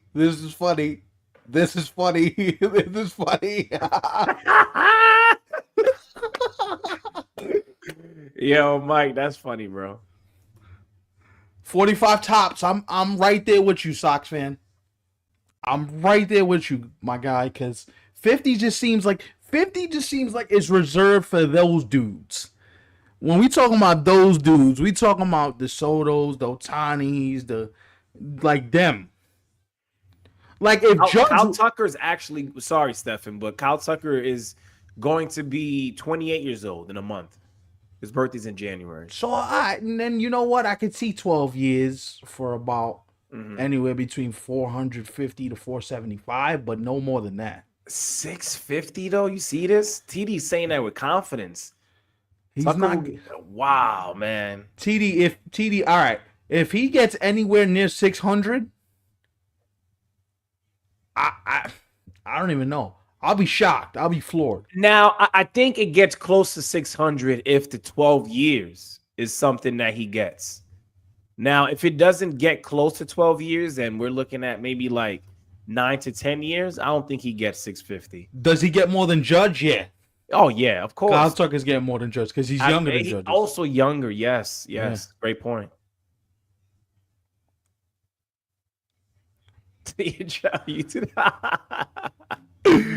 No, we don't even need the donation, bro. Just you being here, subscribing to the channel, and showing love. More of a donation enough, yeah, bro. More than Judge, yeah. Yeah. Yeah. Mm-hmm. Because Judge, see, if Judge was like Soto's age or where Tucker is now, right? Judge probably cracked 600 million. And also, too, even if Judge would have signed for the higher deal that he actually did get by the Padres at 415, Kyle Tucker is still gonna get more than that. He's gonna pass that, yeah. Yeah. He's gonna pass that. He's only 2 years younger than Judge. Yeah, but those 2 years being younger means a lot. That's a big difference, and he's not. Baseball is a young man's game, and he's not as big as Judge is. So there's a lot of other things to be considered. Judge contracts look like it does. It does. That Judge contracts looks like a bargain now, but how it ages is gonna be. Tatis has the best contract. How do you say that? I mean, when you look at it, what is it? Only like $24 million a year? Yeah, but we've got other guys who are earning far less, and like Ronald Acuna Jr. Yeah, nah, but What's this it's guy's name? J Ram and with the Guardians. also J Rod in Seattle's getting a nice contract too. That's not Exactly. bad. Yeah, there's other deals that I would That's not say bad. are better. Bryce's contract ain't bad either. It's crazy because at that time, we were thinking 12 years, maybe 300 million was crazy. No way. He's not getting anywhere near 650. Forget about 675, but 650, no way. No way. He was. Tatis's juice. And we don't know if he still might be. Soto best. Oh, yeah, right. Not even listen. Man, hell to the no. Oh man. Anyway, yo, thank you guys for kicking it with us. We've been on for almost 2 hours, so we're gonna wrap up here, guys. But listen, we'll be back real soon. Like I said, hit the notification bell. Tell your friends about us if they love baseball. We'll shout you guys out. Follow us on Instagram as well, and we'll see you guys soon. Yeah, right there. Follow us on Instagram at 27ounce3C. And shout out to you guys who tuned in tonight. Make sure you subscribe to the YouTube channel if you haven't already done so. Soto, damn. No, that's not gonna happen, dude. Nah. The Soto contract feeds 2 generations. I think it's feeding all of DR, Chad. If you ask me, Rendon is a better. See, I would agree if Rendon would just play just a bit more, and that's asking for a lot. Damn, bro, that's funny. Anyway, guys, thank you guys for rocking with us. We'll see you guys soon. All right, peace.